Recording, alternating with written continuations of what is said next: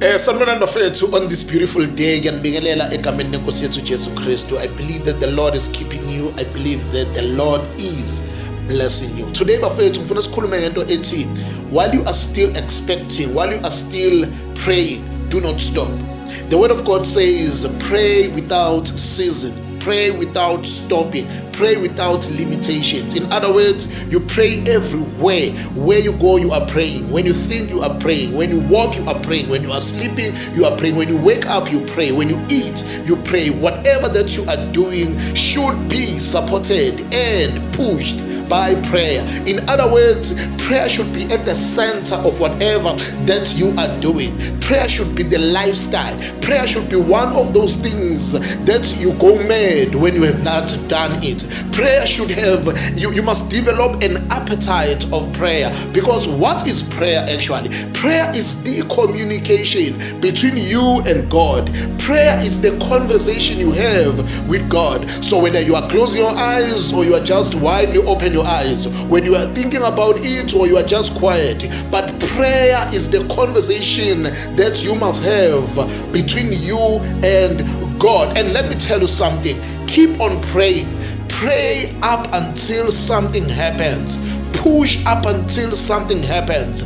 Don't stop up until you see the result. The only thing that will make you to stop a little, because even after you have received what you've been praying for, you should not stop praying, because prayer has become part of your life.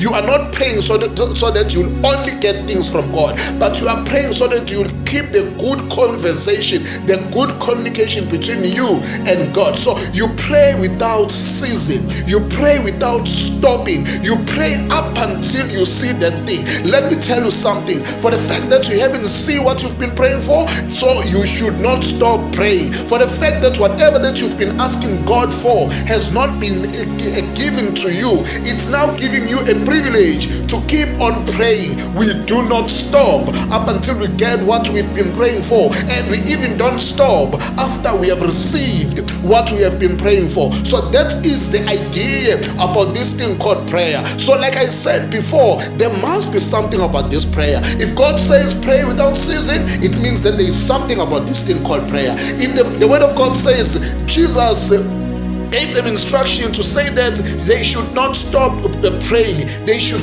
keep on praying and do not faint. In other words, now when you pray here, you are developing an environment of expectation. You are enlarging the territories of God to intervene into your situations. The word of God, Matthew chapter 7 verse number 7, it says ask, and in other versions it says keep on asking. It says ask and keep on asking, knock and keep on knocking, search and keep on searching. In other words, you don't stop doing these things up until you see the answer of what you've been praying for.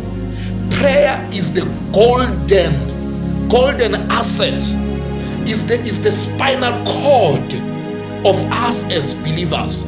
If you are a believer, if you are a Christian and you don't have appetite for prayer, there must be something wrong about you, because there is nothing that is going to move in your life unless you pray. I'm not talking much about whether you're praying in tongues, whether you've been fasting or what, but what I'm saying is keep that conversation going. That conversation between you and God, keep it going. It must be there. Let's keep on praying of it. We are praying and things are going to happen.